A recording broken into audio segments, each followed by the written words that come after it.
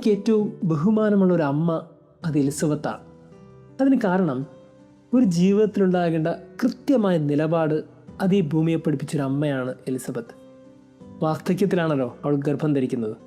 ഭയങ്കര ഡിസ്കഷനാണ്, നാട് മുഴുവൻ സംസാരമായി. കാരണം ഈ ഓൾഡ് ഏജിലൊക്കെ ഒരാൾ ഗർഭം ധരിക്കുക എന്ന് പറഞ്ഞാൽ വെറൈറ്റി ന്യൂസ് അല്ലേ. ഇന്നൊക്കെയാണെങ്കിൽ ഫ്ലാഷ് ന്യൂസായിട്ട് ചാനലുകാർ ഇത് ആഘോഷിച്ചു തന്നെ. അങ്ങനത്തെ ഒരു ന്യൂസാണ്.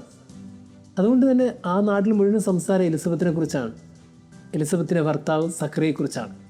ഇങ്ങനെ ഒരു ചർച്ചാ വിഷയമായിരിക്കുമ്പോൾ കുഞ്ഞ് ജനിക്കുന്നു, കുഞ്ഞിന് ആരോഗ്യമൊക്കെ ഉണ്ടോയെന്നില്ലായിരുന്നു നോക്കുമ്പോൾ ഒരു കുഴപ്പമില്ല, ആരോഗ്യമുള്ളൊരു കുഞ്ഞ്. പിന്നെ അടുത്ത ഡിസ്കഷൻ എന്താണ്, കുഞ്ഞിന് പേരിടണം. അങ്ങനെ വ്യത്യസ്തമായി ജനിച്ച കുഞ്ഞാണല്ലോ, അതുകൊണ്ട് തന്നെ പിന്നെ എല്ലാവർക്കും അഭിപ്രായമുണ്ട്. എല്ലാ വ്യത്യസ്ത അഭിപ്രായങ്ങളുടെ സുരുക്കൂട്ടി എല്ലാവരും വീട്ടിലൊരുമിച്ച് വന്നു. എല്ലാവർക്കും ഒറ്റ പേരിലേക്ക് എത്തി, സക്രിയ. കാര്യം അന്നത്തെ ചടങ്ങ് അപ്പൻ്റെ പേരാണ് മക്കൾക്കിടുന്നത്.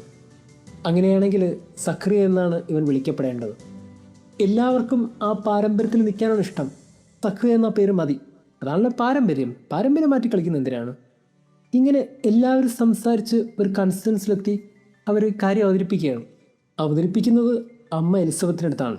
കാരണം അപ്പൻ ഊമയാണല്ലോ, സംസാരിക്കാൻ പറ്റുന്നില്ലല്ലോ. അമ്മയോട് പറഞ്ഞു, ഇവന് സക്രിയ എന്ന പേരിട്ടേക്ക്. അവർ തീരുമാനിച്ചുറപ്പിച്ചാണ് പറഞ്ഞത്. പക്ഷേ എലിസബത്ത് പറഞ്ഞു, അങ്ങനെയല്ല.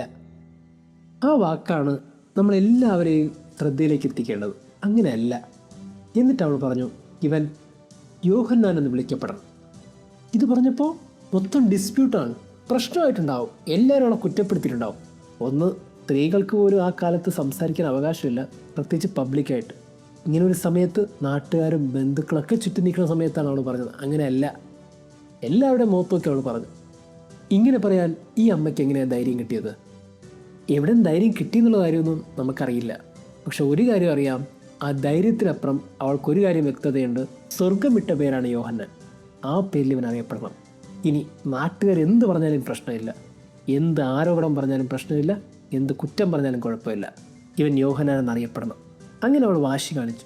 ഒറ്റ വാക്കിൽ പറഞ്ഞു, അങ്ങനെയല്ല. അതിനുശേഷം ഒരു സക്രിയ എടുത്ത് പോയി, നീ എന്താ പറയണേ? എൻ്റെ ഭാര്യ പലതും പറയും, സ്ത്രീകളൊന്നും അങ്ങനെ കൂടുതൽ സംസാരിക്കാനൊന്നും പാടില്ല, തീരുമാനമൊക്കെ എടുക്കുന്ന ആണുങ്ങൾ തന്നെയാണ്, നീ പറ. അയാളും പറഞ്ഞു, യോഹന്നാൻ എന്നറിയപ്പെടണം. കൃത്യമായിട്ട് എഴുതി കാണിച്ചു. നമ്മൾ ഓർക്കേണ്ടത്, ചിലയിടങ്ങളിൽ നമ്മൾ പറയണം അങ്ങനെയല്ല.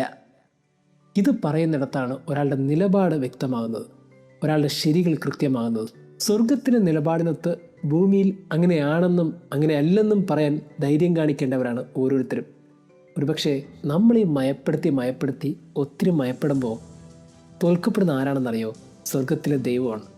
സ്വർഗത്തിലെ ദൈവം തോൽക്കാതിരിക്കാൻ ഭൂമിയിൽ നമ്മൾ പറയുന്ന അതേ എന്ന വാക്കിനും അല്ല എന്ന വാക്കിനും ഒരുപാട് പ്രസക്തിയുണ്ട്. അതേ എന്ന വാക്കുകൊണ്ട് ഭൂമിയിൽ കയ്യടി വാങ്ങിച്ച ഒരാളാണ് പരിശുദ്ധ കന്യകാമറിയം.